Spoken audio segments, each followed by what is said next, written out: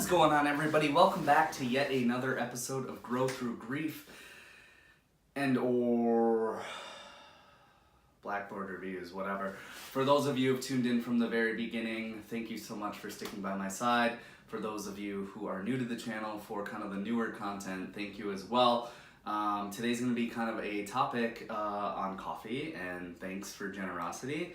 And also talking about getting through the first year of firsts and or surviving the holidays after major loss. So, without further ado, you can see I have a ass ton of coffee here.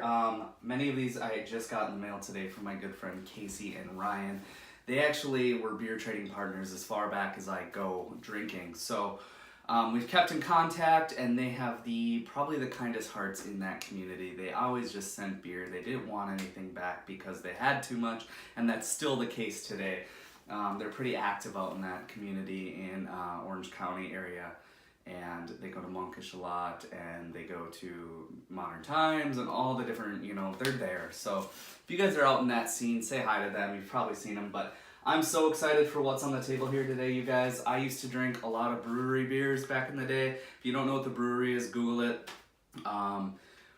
Really, really strong beers, particularly this one, which was Black Tuesday, which was usually an 18 to 20% imperial stout aged in bourbon barrels. Well, I have coffee that was aged in those barrels, and this is from Monstra Coffee, who I've actually never had. And I believe Monstra actually stands for an Italian show, exhibition, or performance.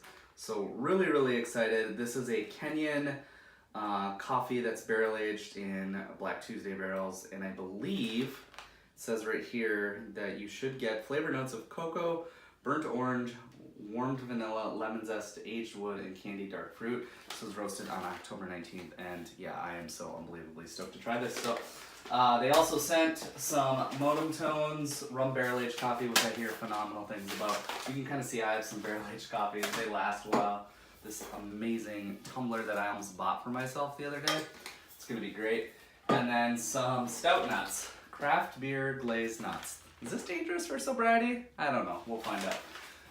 And then some Ethiopia Monster coffee, and a Monkish Brewing Company mug, which I love Monkish. I really only, in my brewing days or beer drinking days, drank very little Monkish. It would be my next obsession, I know that. So this coffee, which you can see in the light, and holy dirty Hario here, Kalita Wave. Anyways, but this coffee is light. Most of these barrel-aged roasts typically are a little lighter, and I'm appreciative of that. That allows some of the other notes to shine. And I only actually brewed up about 367 total grams, which is about enough for a 10 to 12 ounce cup. And I used 23.7 grams of the Monstra Black Tuesday coffee. So let's go ahead and just dive into some real quick notes, and then we'll get into today's topic. I get a really, really woody vanilla. So with Black Tuesday, it was like astringent booze, and you'll have to excuse me, I have a little bit of a seasonal post-nasal drip here. I'm not stuffed up. But yeah, extremely, extremely woody. Oak tannins, definitely that vanilla. I don't really get any whiskey, but I definitely get like some caramel notes. I'm not really getting, at least those are flavor notes, so we'll go ahead and taste it. Thanks so much, Casey and Ryan. I think they actually got the last bag, which was super cool. They went to the Black Tuesday release party like they do every year, and Monster was selling the coffee there, and I'm pretty sure they got the second to the last bag or the last bag. Limited run. Oh yeah, that's insane. That might be one of the best barrel-aged coffees I've had. All the barrel-aged coffees I've had usually are not discernibly unique, other than the Modern Times ones. They do a lot of different spirits, and actually Dark Matter has like a ton of barrel-aged coffees right now that are out that I really want to try. But this one,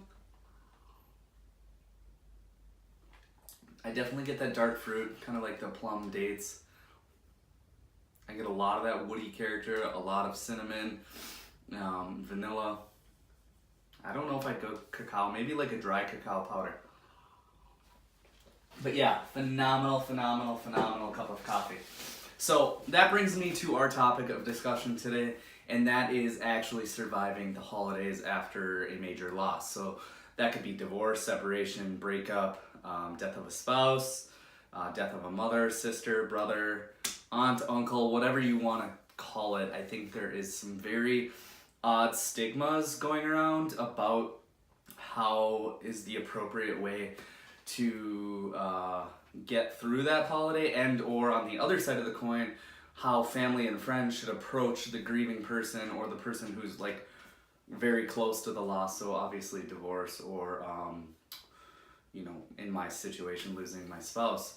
And what I've elected to do this year is I was very forefront with my family, very firm, and I basically said I'm not doing Christmas like at all with anybody. So no mom, no dad, no step parents, no in-laws, nobody. I don't want anything to do with Christmas. I don't want gifts. I don't want to give gifts. I just effectively wanted to be left alone. And a good majority of my family has been pretty receptive to that.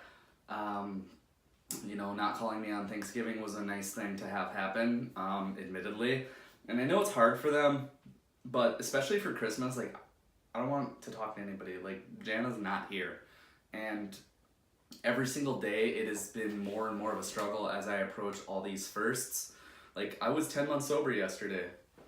Yeah, that's a pretty cool thing. And every time, I swear, when I hit those anniversary days, as far as sobriety goes, I get so wigged out about, like, I just wish Jana could see this. And I know people are going to say, she can see you from heaven, blah, blah, blah, blah, blah, blah, blah.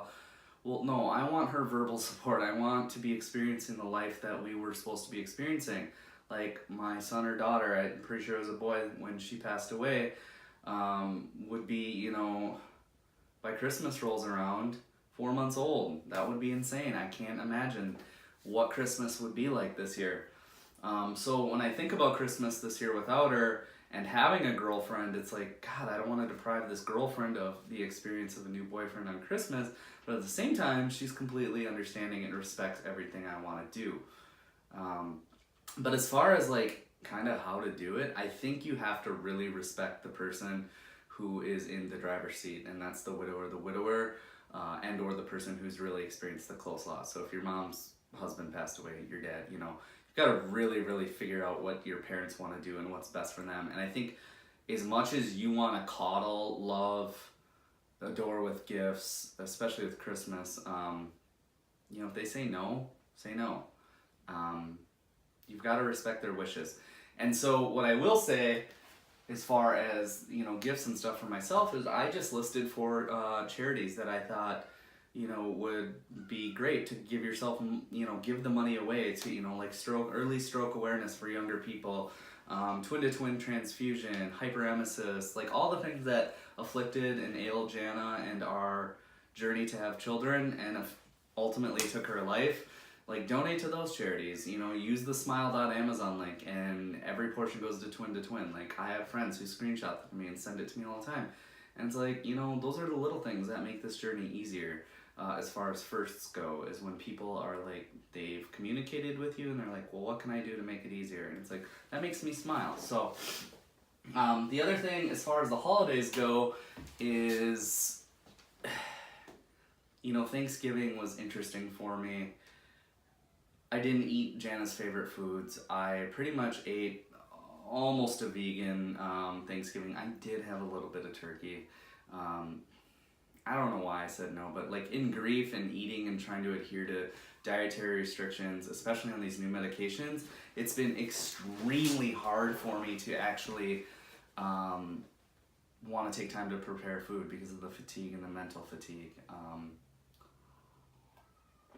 So yeah, I think that, yeah, the major takeaways is don't invade somebody's space, even if it's text messaging, Messenger, Hangouts, Snapchat, Facebook, whatever the communication means you have with that person, I'd say just stay far and away. Like, if you're gonna drop a message, say, hey, I'm thinking about you on this holiday, I wish you all the best, if you need anything, feel free to reach out.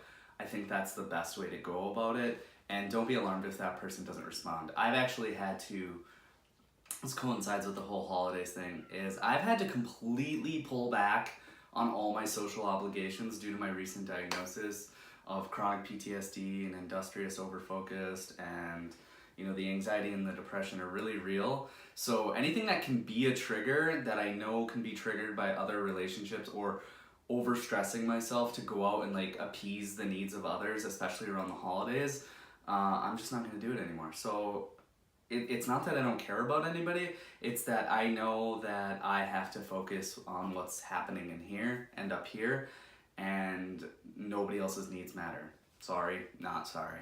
Like, this is not the journey that you're walking every day, and you don't know what happens behind the scenes when the camera's off. Like, I've wanted to turn on the camera so many times when I'm bawling my fucking eyes out and it hurts, and I just want to like show people, but I also don't want to alarm people. And yeah, so the real and raw of it is I have no plans for Christmas. I was gonna go somewhere warm, but I don't have PTO. I don't really have money to do that, and I don't really know if I'd want to go alone anywhere. And everyone's kind of got their own plans, so I don't know, you guys. I really don't know. I think navigating this first time through, maybe I can make a part 2 and say what worked and what didn't work, and what we should all kind of learn how to do with people in my situation. So if you have friends, loved ones, lost loved ones, and you've been through this before, like, seriously, comment down below, because this is a journey, this is a communal journey that, you know, I found great relief in talking about. The more I talk about it, the more I connect with people in my situation, in my shoes, the easier it kind of gets to acclimate to this new journey, or this new life, or whatever the fuck this is called. I don't even know. But it's a lot of firsts. Definitely seek out this coffee if you're a coffee nut. Also, I cannot believe how many people like care, but it's like, why are you saying this? I had somebody, you know, comment on one of my videos or one of my posts about, you know, the dangerous risks of over coffee consumption. It's like, well, yeah, I drink honestly 1 to 2 cups a day max. I never really go over that, other than maybe once a month if I'm out, but it's usually about 2 cups a day, because I have found that coffee directly is linked to my anxiety, and if I have too much and I get crazy, I get crazy. So I've really had to kind of watch it, and I've debated doing 30 days of no coffee, but that's not going to happen now. So thanks so much, Casey and Ryan, and really, guys, thanks to you, I keep ticking here and I keep making videos, even though they're not as consistent as I want. So yeah, with that, I'm out. Have a happy holiday season, and hopefully I have another video before here. So, cheers.